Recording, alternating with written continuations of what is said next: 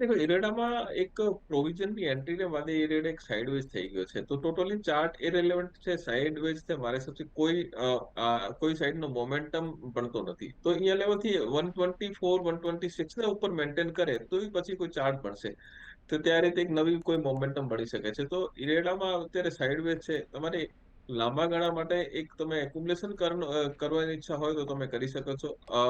તમારા ભાવ 144 છે, તો મારા હિસાબથી એક દો ક્વાર્ટર લાગશે, એક દો ક્વાર્ટરના નંબર આવે તો પછી રિવ્યુ કરી શકે છે કે કયા રીતે નંબર આવી રહ્યા છે.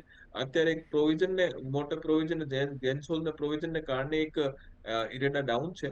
તો મારે સાહેબ થોડો વેટ એન્ડ વોચ કરો, થોડો ટાઈમ લાગશે કંપનીના બુક્સના રિવ્યુ કરવા માટે. તો મારા હિસાબથી થોડો લંબો તમારે વ્યૂ છે તો તમારા ભાવ પાછા આરામથી આવી શકે છે.